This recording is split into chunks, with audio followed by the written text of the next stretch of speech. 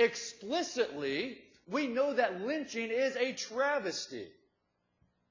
But implicitly, lurking just beneath the surface, is the reality that, on average, African Americans get harsher sentences than whites for committing the exact same crimes, and often whites who commit more serious offenses get probation, while persons of color committing less serious offenses are given jail time.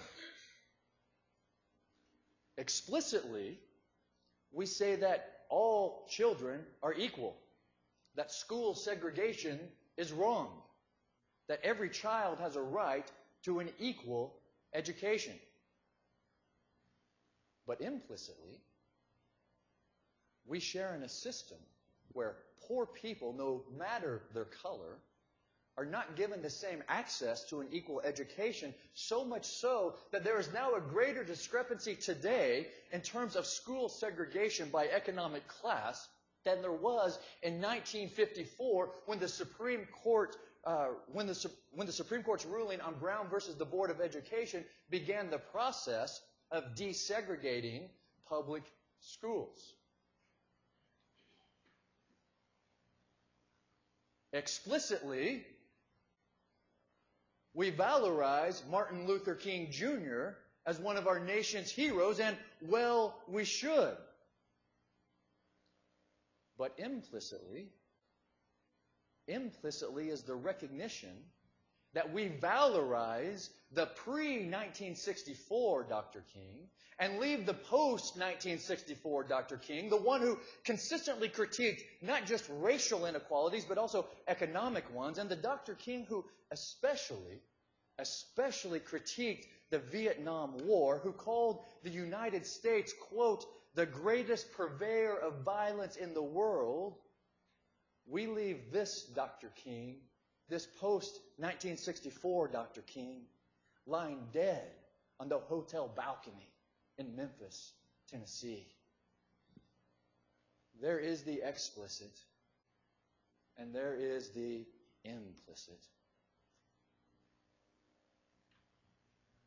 Over the last few months, there has been all kinds of explicit controversy surrounding the Reverend Jeremiah Wright and his now infamous 5-second sound bites. Now, I have heard the Reverend Wright preach on 2 occasions in person, and there's much that I've respected about the man and his church, and much that, as you can imagine, has disappointed me as of late. Now, to be sure, several of his comments have been ripped by the media and taken way out of context, and that's not a surprise. The media does that all the time. And to be sure, few have actually taken the time to read his entire speeches, watch them, or watch his entire sermons, but rather, like the media, they just take a tiny bit here and a tiny bit there that reflects the course of 30-plus years of preaching. You know, those things do happen. It's irresponsible for the media to report in such a manner. And for us as people, by the way, to not go read the whole sermon or the whole speech. But still yet, there are certain things that I simply find indefensible. Truth be told, Reverend Wright has repeatedly said that he and Nation of Islam leader Louis Farrakhan don't agree on all things. Indeed, Farrakhan has repeatedly made anti-Semitic comments that are both egregious and irresponsible. And comments such as the following cannot be condoned. Quote, it was the disobedience and rebellion of the Jews that gave rise to the opposition and persecution that they experienced beginning in Canaan and continuing to this day. Opposition and persecution which includes the Holocaust. I also find it inexcusable to demonize the Catholic Church, calling it, quote, the great whore of Babylon, the Antichrist, and a false cult system. Quotes like these are, in my opinion, indefensible, and I cannot support those who make them. However, the quotes I just read to you did not come from the lips of either Louis Farrakhan or Jeremiah Wright.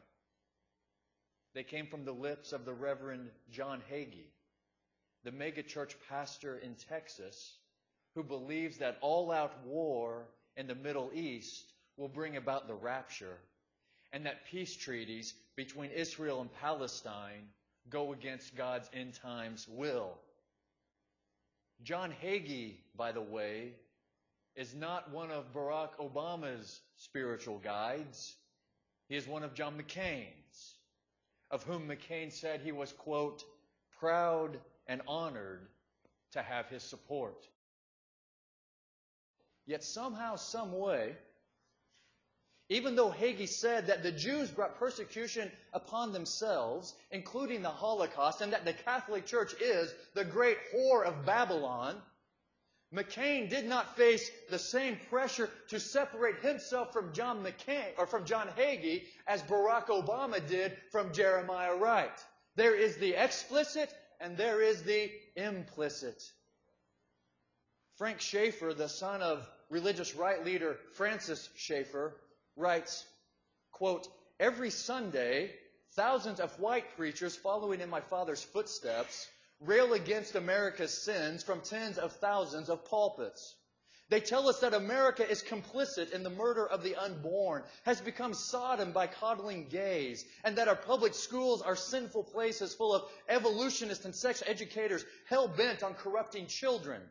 They say, as my dad often did, not my dad, but Frank Schaeffer's dad, that we are, quote, under the judgment of God. They call America evil and warn of imminent destruction. And they say that God allowed 9/11 and Hurricane Katrina in order to punish us for our disobedience.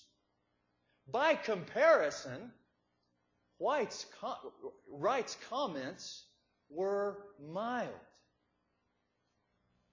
He said that God should damn America for our racism and our violence, for it is against God's nature to bless sin. And that no one had ever used the N-word about Hillary Clinton. But when my late father, again, religious right leader Francis Schaeffer, denounced America and even called for the violent overthrow of the United States government, he was invited to lunch with Presidents Ford, Reagan, and Bush Sr. Could you imagine what would happen if Jeremiah Wright had called for the violent overthrow of the United States government? Do you think he would get invited to the White House for lunch? There is the explicit and there is the implicit. And I don't know about you, but I come from a biblical tradition that makes the implicit explicit, that lays bare the injustice of double standards, that, in the great reformer words Martin Luther, it calls the thing what it is. In Matthew's Gospel, Jesus says, woe to you, scribes and Pharisees, hypocrites!